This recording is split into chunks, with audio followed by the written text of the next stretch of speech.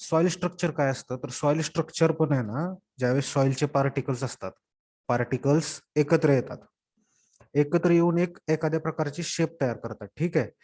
तर ती शेप ज्यावेळेस तयार म्हणतात का नाही, ज्यावेळेस वेगवेगळ्या अरेंजमेंट होतात, त्या अरेंजमेंट्सला पेड्स म्हणतात. तर मग त्या पेडच्या अरेंजमेंटनुसार सॉइलचं स्ट्रक्चर ठरतं.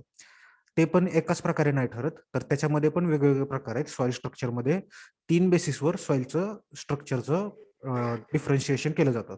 त्याच्यामध्ये पहिलं आहे टाईपच्या बेसिसवर, म्हणजे पेडचे टाईप्स कुठल्या कुठल्या प्रकारचे आहेत त्याच्या बेसिसवर आहे. दुसरं आहे साईजच्या बेसिसवर, म्हणजे पार्टिकलची साईज, पेडची साईज किती आहे, पेडची म्यूट करा रे माईक, पेडची साईज किती आहे त्याच्या बेसिसवर टाइप्स पडलेले आहेत स्ट्रक्चरचे. आणि थर्ड आहे ग्रेडच्या बेसिसवर, पेडची ग्रेड कशी आहे, ग्रेड म्हणजे त्याची घनता म्हणता येईल थोडक्यात, आपल्याला मराठीमध्ये म्हणायचं गेलं तर घनता किती आहे त्याच्या बेसिसवर टाइप्स पडलेले आहेत. तर त्यातला पहिला प्रकार आहे टाइप्स. टाइप्सच्या बेसिसवर कोणकोणते प्रकार पडलेले आहेत ह्याचे, तर हे प्रकार आहेत. ह्या इमेजमध्ये तुम्ही बघू शकता. ठीक आहे. ग्रॅन्युलर, ग्रॅन्युलर म्हणजे काय, ज्यावेळेस पेड्स, सॉइलचे पार्टिकल पेड्स तयार करतात आणि ते ग्रेन्स टाइप मध्ये असे एकत्र बसतात, हे क्लमजी कसे ग्रेन कसे दिसतात तुम्हाला, ह्या प्रकारामध्ये एकत्र येतात, तेव्हा ते ग्रॅन्युलर होतं. ब्लॉकी, सेकंड आहे ब्लॉकी. ब्लॉकी मध्ये पण 2 टाइप्स आहेत, अँग्युलर ब्लॉकी आणि सब अँग्युलर ब्लॉकी. म्हणजे ज्यावेळेस पेड्स एकत्र येऊन ब्लॉक टाइप, म्हणजे असं आपण एक दगड म्हणता येईल किंवा छोटा छोटा दगड म्हणता येईल, ह्या प्रकारामध्ये तयार करतात, त्याला ब्लॉकी म्हणतात, ब्लॉक तयार करतात. ठीक आहे.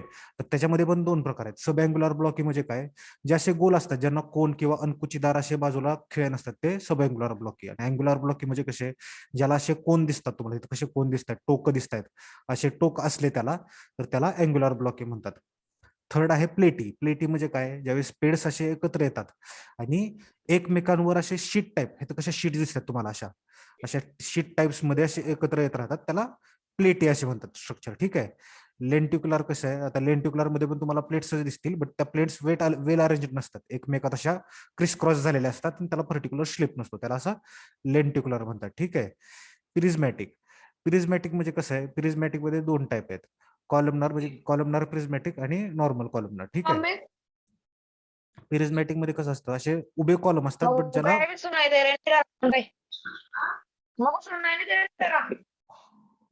माईक म्यूट करा रे, कुणाचा माईक चालू आहे.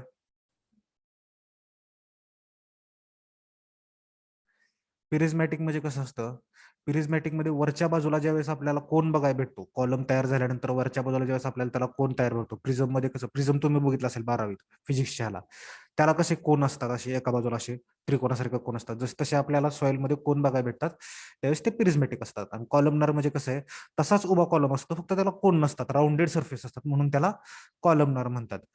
वेज टाईप मध्ये कसं आहे, वेज टाईप मध्ये तुम्ही भाला बघितला असेल किंवा एखादा असं काठीला आपण टोक लावून हे करतो, त्या टाईपमध्ये वेज सॉइलचे पेट्स ज्यावेळेस अरेंज होतात ह्या टाईपमध्ये, तेव्हा त्याला वेज म्हणतात. आणि स्ट्रक्चरलेस मध्ये पण 2 टाईप आहेत, म्हणजे स्ट्रक्चरलेस टाइप्स मध्ये पण स्ट्रक्चरलेस टाइप्स आहेत. सिंगल ग्रेन एक आहे आणि मॅसिव्ह एक आहे. सिंगल ग्रेन म्हणजे काय, नुसते आपले पार्टिकल एकत्र आलेत वाळूप्रमाणे एकत्र आहेत, त्याला सिंगल ग्रेन म्हणतात. आणि मॅसिव्ह म्हणजे काय, पार्टिकल असे क्लमजी झालेत एकमेकांना, असे क्लमजी झालेत आणि एकदम असं अनकॉन्सॉलिडेटेड मास बनवलं, एकदम कंटिन्युअस एकत्र असं मास बनवलंय, मॅसिव्ह असा मोठा ब्लॉक बनवलेला आहे, त्याला मॅसिव्ह स्ट्रक्चरलेस टाईप असं म्हणतात. ठीक आहे. आता ठीक आहे, ह्याच्यामध्ये आपण पेडचे टाईप तुम्हाला सांगितल्याप्रमाणे ग्रॅन्युलर, अँग्युलर ब्लॉकी, सब अँग्युलर ब्लॉकी, प्लॉटी, प्रिझमॅटिक, ह्या त्याच्या वेगवेगळ्या प्रॉपर्टीज आहेत, आता समजून सांगितल्याप्रमाणे. आता साईजच्या बेसिसवर 5 क्लास पडतात स्ट्रक्चरचे. ठीक आहे. व्हेरी फाईन किंवा very thin, fine, medium, course आणि व्हेरी कोर्स. आता हे म्हणचाल काय आहे, तर ज्यावेळेस सॉइलची पार्टिकलची साईज बारीक असते, म्हणजे एकदम तुम्हाला मऊ माती म्हणता येईल, म्हणजे ज्यावेळेस साईज म्हणता येईल, साईज किती आहे पार्टिकलची, 0.005 मिलीमीटर किंवा मायक्रोमीटर पेक्षा छोटी आहे साईज, तर ती व्हेरी फाईन म्हणता येईल. फाईन म्हणजे कशी, 0.005 मिलीमीटर टू 2 मिलीमीटरच्या आसपास आहे, ती साईज आपण फाईन म्हणू शकतो. मीडियम म्हणजे 2 to 5 मिलीमीटरच्या आसपास आहे किंवा त्यापेक्षा मोठी थोडीशी आहे, मीडियम साईज सँड टाईप मध्ये. कोर्स म्हणजे काय, एकदम आपण वाळू वगैरे म्हणतो त्याला कोर्स म्हणता येईल. आणि व्हेरी व्हेरी कोर्स म्हणजे कशी, ज्यावेळेस पॅरेंटल मटेरियल किंवा बेडरॉक, बेडरॉक म्हणजे माहिती आहे तुम्हाला काय, मागच्या वेळेस सांगितलेलं, कोण सांगेल मला बेडरॉक म्हणजे काय असतं.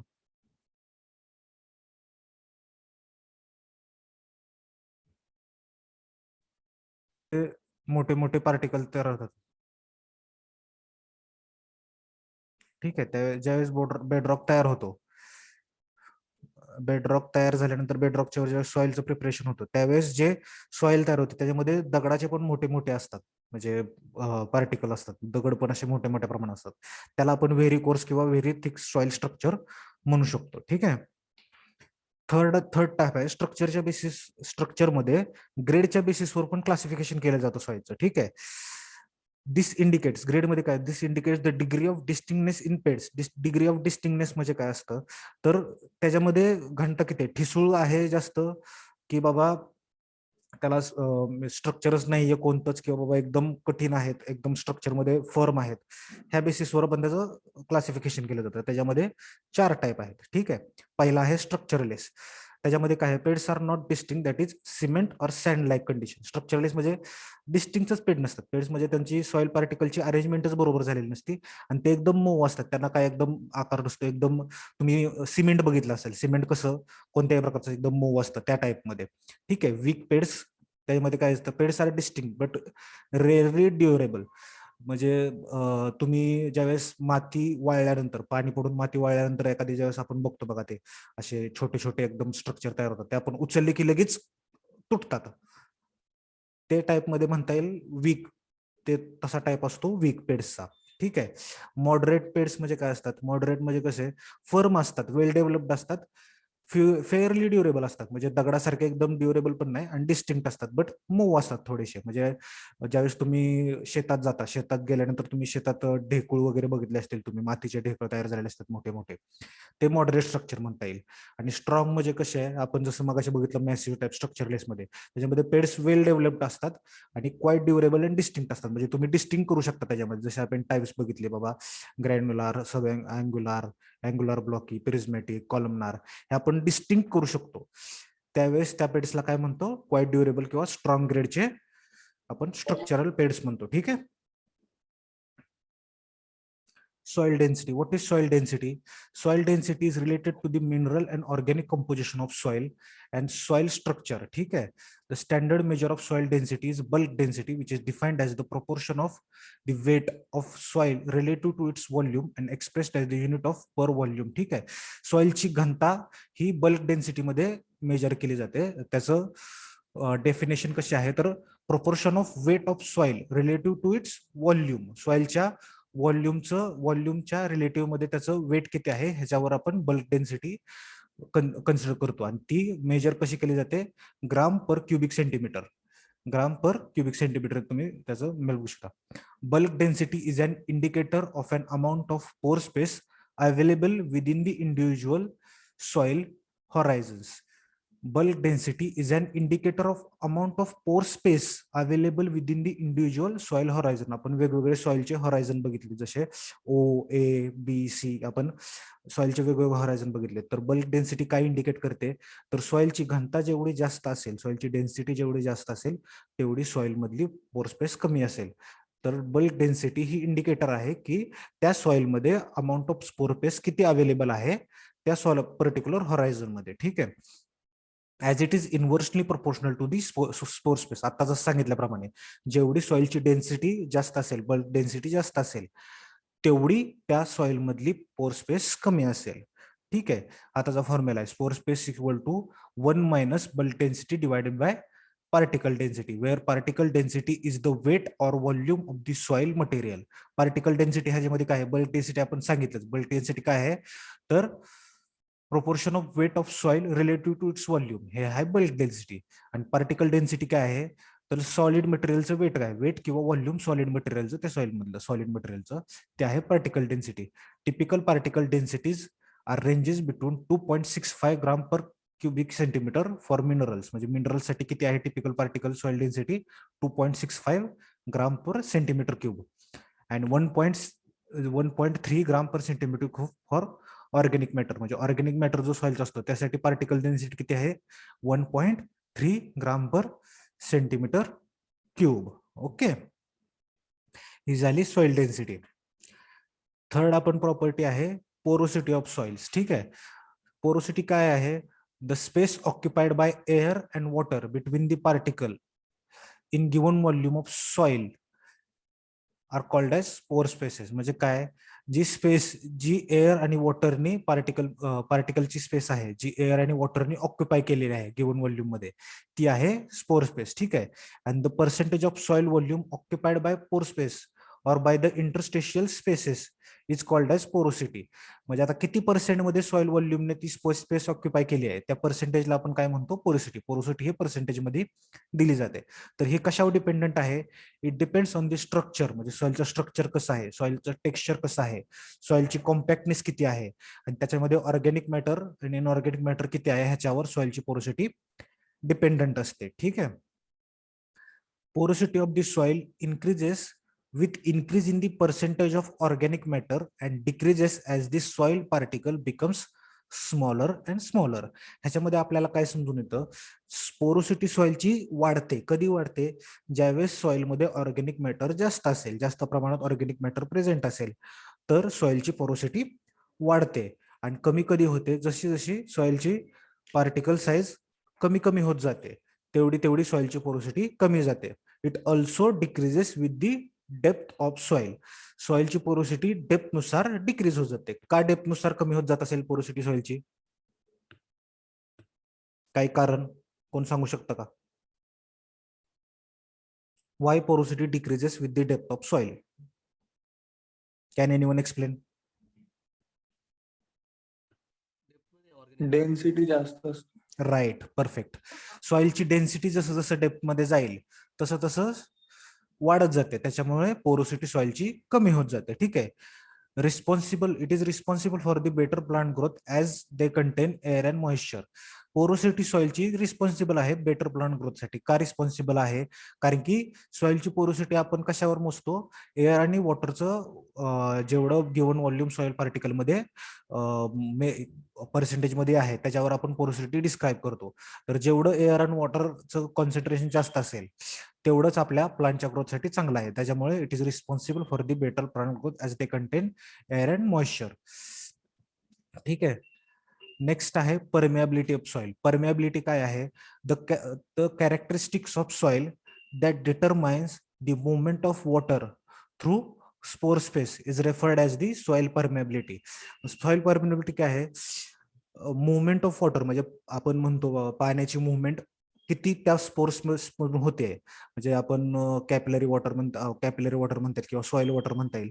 तर त्या सॉइल वॉटरची मुवमेंट किती चांगल्या प्रकारे सॉइलमध्ये होते, तर त्या कंडिशनला किंवा त्या कॅरेक्टरिस्टिक्सला सॉइलच्या परमिएबिलिटी म्हणतात.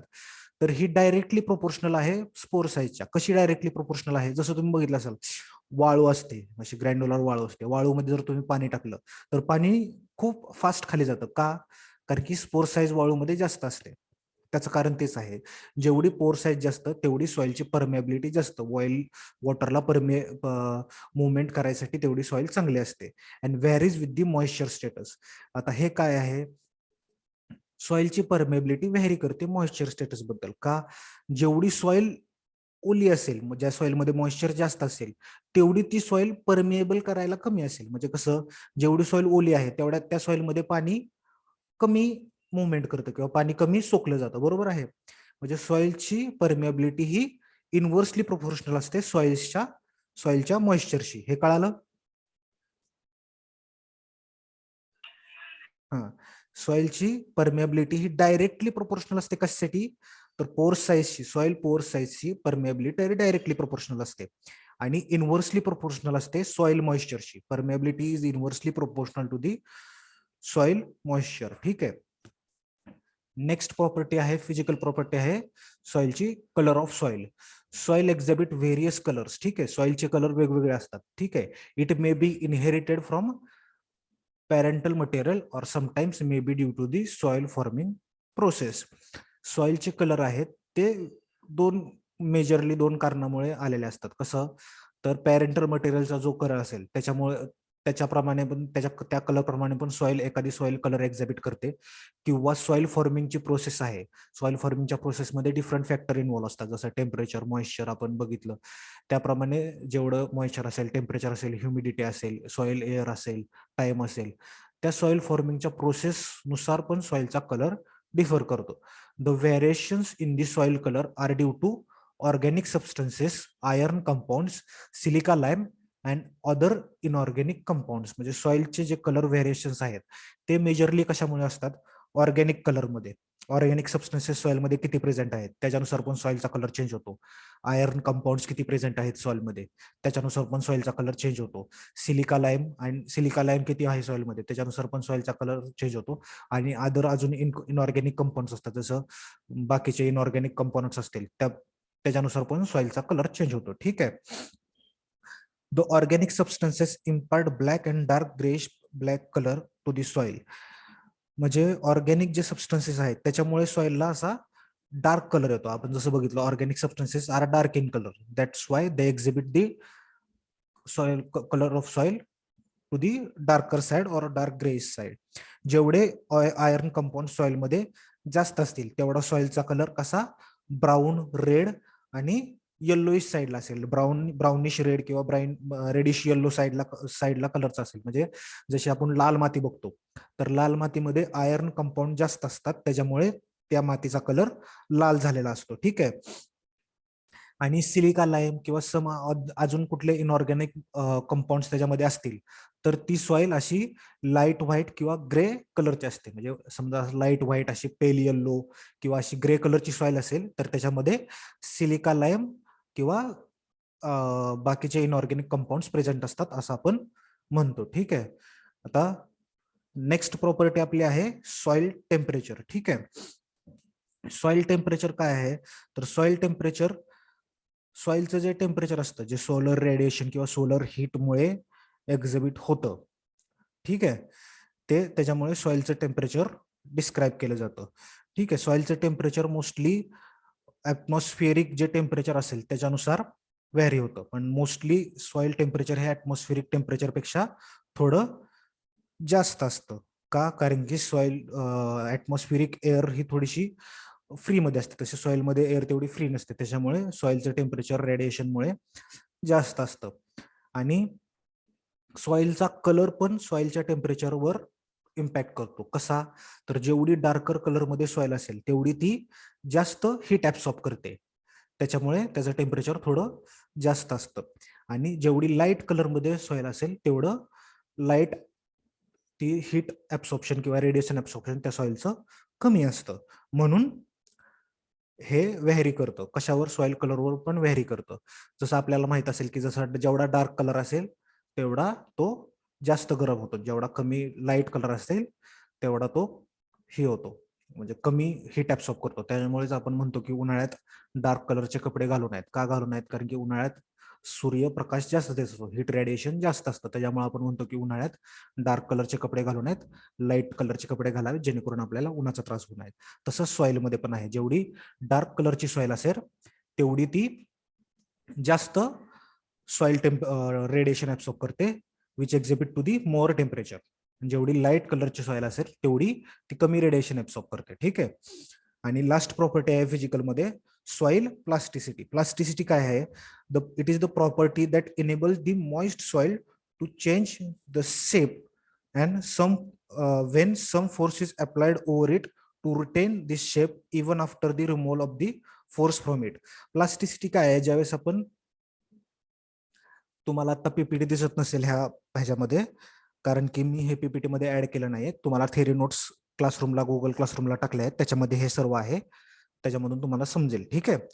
तर शेवटची प्रॉपर्टी कुठली आहे आपली? प्लास्टिसिटी. सॉइलची प्लास्टिसिटी काय असते? तुम्ही चिनी मातीची किंवा मातीची भांडी बनवली असतील तर हे मातीची भांडी सॉइलच्या ह्याच प्रॉपर्टीच्या बेसिसवर बनवली जातात. का? कारण की ज्यावेळेस आपण एखादी सॉइलची प्लास्टिसिटी कधी जास्त असते? ज्यावेळेस आपण त्याच्यावर एक्सटर्नल फोर्स अप्लाय करतो आणि ते एखादी शेप गेन करते आणि ती शेप रिटेन करते इव्हन आफ्टर आपण फोर्स रिमूव्ह केल्यानंतर पण ती शेप रिटेन करते. ह्या प्रॉपर्टीला आपण सॉइलची प्लास्टिसिटी म्हणतात. जसं तुम्हाला कळायचं असेल सॉइलची प्लास्टिसिटी काय असते. चिनी मातीची भांडी आपण बघतो, चिनी मातीची प्लास्टिसिटी जास्त असते. ठीक आहे. The plasticity of soil depends on the cohesion and adhesion of soil materials. Cohesion काय आहे? तर attraction of substances of light characteristics such as the one water molecule for another. Cohesion काय असते? पार्टिकलची एक प्रॉपर्टी असते कोणत्याही पार्टिकलची, ती स्वतःला आपल्या पार्टिकलला कायम होल्ड करून ठेवतात. त्या प्रॉपर्टीला कोहेजन म्हणतात. तर आणि अधेजन काय आहे? Adhesion refers to the attraction of substances of unlike characteristics. या कोहेजन आणि अधेजन ह्या दोन प्रॉपर्टीजमुळे सॉइलची प्लास्टिसिटी डिटरमाइन होते. Soil consistency depends on the texture and amount of inorganic and organic colloidal substances as well as structure and moisture content of soil. सॉइलची consistency, आता soil plasticity अजून पण कशावर डिपेंडेंट आहे? सॉइलची कन्सिस्टन्सी कशी आहे, सॉइलचं स्ट्रक्चर किती आहे, सॉइलमध्ये इनऑर्गॅनिक ऑर्गॅनिक मॅटर किती आहेत, सॉइलचं स्ट्रक्चर कोणत्या प्रकारचं आहे आणि सॉइलचं मॉइश्चर किती आहे, ह्याच्यावर पण सॉइलची प्लास्टिसिटी डिपेंडंट असते. तुम्ही मातीची भांडी बनवताना बघितलं असेल, माती ओली असते. या प्रकारे आपल्या प्रॉपर्टीज आहेत. समजल्या सर्व properties? Yes, sir. Yes, sir. Yes, ठीक sir. आहे.